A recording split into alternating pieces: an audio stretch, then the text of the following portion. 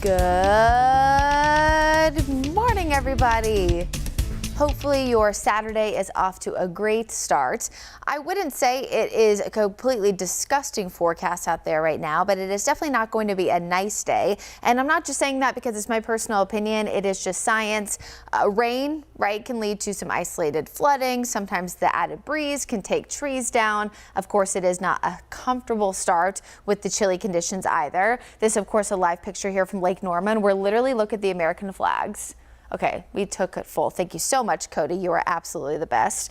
Notice all the American flags. Look at the water. So it is a breezy day, which we know will make the air temperature feel even colder. Now, the high temperature actually already occurred. It happened at around midnight last night, 62 degrees in Charlotte. We are now going to likely steadily fall throughout the day. Now, I wanted to show you the current temperatures because even if you're watching this later, you may think, Brittany, why would you show current temps? Who cares? Well, there's a reason why I'm showing it to you. So notice how 60 degrees in Charlotte and 61 in Monroe, but can you guys tell that at the bottom down right-hand portion of your screen, we have 54 Sherrall, Wadesboro, and Rockingham. That's that evaporative cooling we've been talking about for a few days now. So early when we have rain trying to move in and there's a column of dry air, that rain has a really hard time reaching the ground, which we've had so far in a few spots this morning, and it's partially because of this. So this is a very quickly done graphic that I was trying to put together to explain this. So evaporative cooling happens where we have rain. Again, it moves through that column of dry air, and eventually what happens is that it is absorbed by the dry air. But as it does so, evaporative cooling actually absorbs heat, so it cools the surrounding air, but the rain itself doesn't reach the ground because, again, it was evaporated. So it's kind of a 1-2 punch. The rain that you're seeing on radar sometimes doesn't reach the ground, and secondly, it does cool the surrounding air. Eventually, when you have a lot of that light rain, like what we're going to have today, that rain can eventually reach the ground. It will just take some time to kind of saturate it right now. And that's what we're kind of seeing across portions of the area. I have seen some rain on radar that does look like it's a little bit of patchy drizzle, some light rain, but I would say that's the exception, not the rule this morning.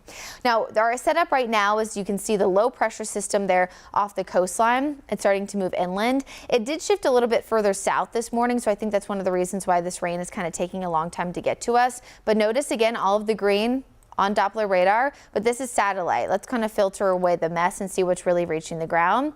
All right, there you go. So we have some light rain in parts of Union County, Anson County, Richmond, as well as down toward Lancaster, Chesterfield, as well as Chester County in southern portions of the area. So again, I've seen green on satellite and radar. Again, so rain falling from the clouds since 4 o'clock this morning. It's 10:30 and we're just now kind of seeing some of that light rain making its way to the actual ground here in parts of Mecklenburg County. So there's another view there of Doppler radar.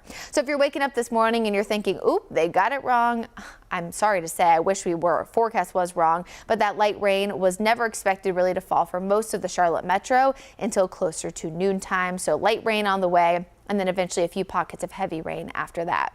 Now, other than the evaporative cooling, we also have a lot of other features going on right now. So we have the low there off the coastline. We have a high pressure system blocking us to the north. That's right here. You can kind of see that up toward the Virginias. But then also what we have is an upper level low. These things are notoriously hard to forecast. There's actually an old saying, upper low, weatherman's woe. Now, of course, I'm not a weatherman, number one, but also number two, I'm a meteorologist, but it's just an old saying because upper lows are not part of the jet stream. And so they're really hard to forecast because essentially the jet stream is what helps pick storms up and kind of moves them. When you have frontal boundaries, things like that, they kind of hang out and meander and are notoriously hard to forecast. So that's something else we're going to be watching over the next 24 hours, where exactly the upper low sets up. Does it promote more rain heading into Sunday, or does it allow for this low, which as of right now looks like it will eventually try to shift away from the Carolinas as we get closer to Monday. So that low will move inland. Again, eventually it heads off to the north and east, and this would be good news for us if we keep that going. Rip current outlook for the beaches this weekend. I am going to kind of be bopping around here because I do want to give the forecast for the overall area. High to moderate rip currents expected for today and tomorrow. It is going to be dangerous. There are double red flags up for parts of Myrtle Beach, and it is just not going to be a great day to get outside for those folks either, not just because of the dangerous beach conditions, but also the cooler temps and the rain. Now the flood threat today is low to moderate across most of the area. I do want to point out one thing about this particular map. Today's flood risk is not really a flash flood risk. Flash flood occurs to a lot of rain that falls in a short period of time. This is more of a generalized flooding risk because you saw that slow moving low moving in. It is going to be relatively slow, kind of a slow, steady wins the race kind of rain today. Eventually that does shift to a low risk tomorrow as we're not going to see as much heavy rain, but we will keep that medium risk up toward the mountains and foothills. We know what happens up there, right? A lot of rain, higher elevation. It does a little bit differently, right? When you see that kind of mess in the Charlotte area. Now we are above sea level. We have changes in elevation. It's just not quite as drastic as up toward the mountains and foothills.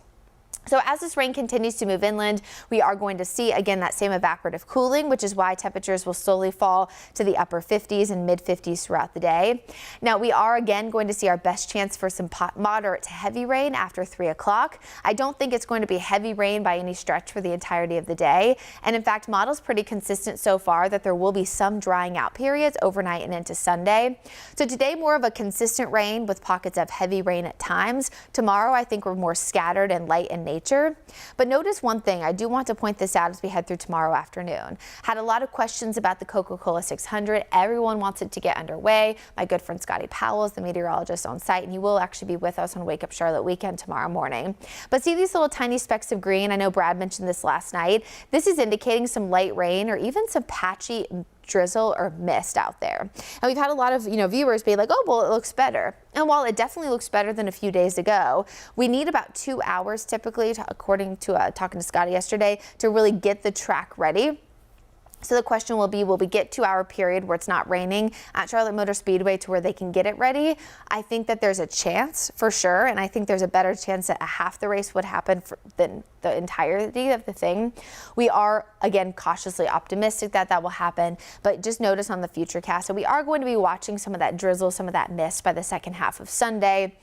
Better news, though, for Memorial Day itself plans. You can see clearer conditions by Monday afternoon, pretty much clearing from south to north. And look at that, even some sunshine will put temperatures in the 70s. So race weekend, again, today and tomorrow. Best chance of rain today in the afternoon. Some pockets of heavy rain tomorrow, mostly in the morning, but we will see scattered rain off and on throughout the day. A little bit warmer tomorrow, but I mean, warm will be relative, right? 63 when our normal high is 82.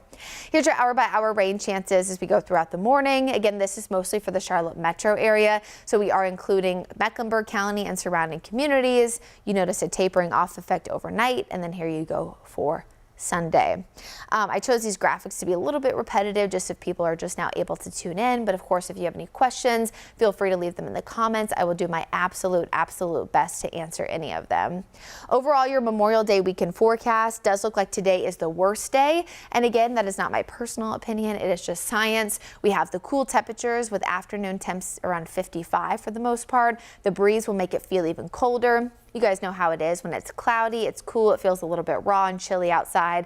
It is not going to be pleasant.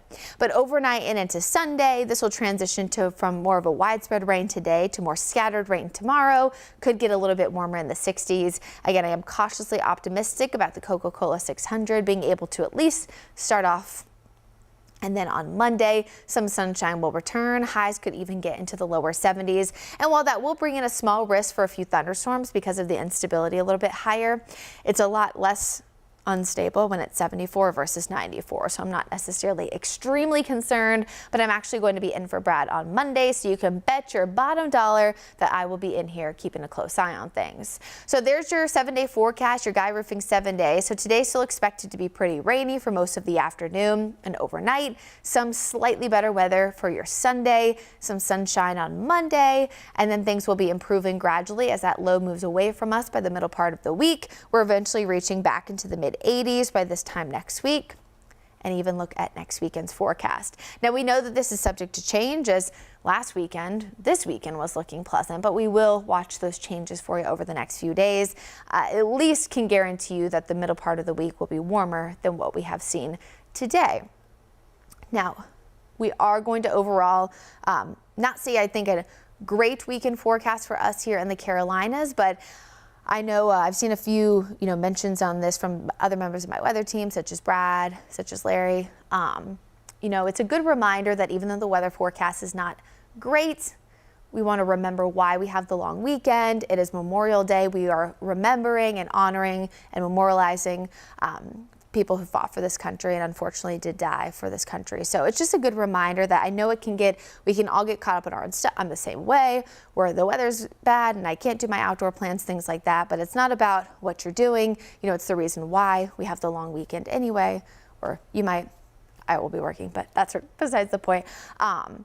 You know, it's about who you're spending time with, how you're memorializing, how you're honoring and remembering. And I hope that regardless of the forecast, everybody has a fabulous, healthy, safe weekend. Please be careful, especially if you are heading out on the water. Keep in mind, of course, it is going to be breezy. So while there's no official advisory in effect, the lake will be choppy if you do find some dry time, especially Sunday and Monday, to get out on the water. And we will be monitoring that chance for a few thunderstorms heading toward your Memorial Day on Monday. Have a great day, everybody. Stay safe, stay weather aware, and be sure to leave any questions in the comments, or you can shoot me an email or Facebook message, things like that, and I'll do my best to answer any weather questions that you do have. Have a great rest of the day.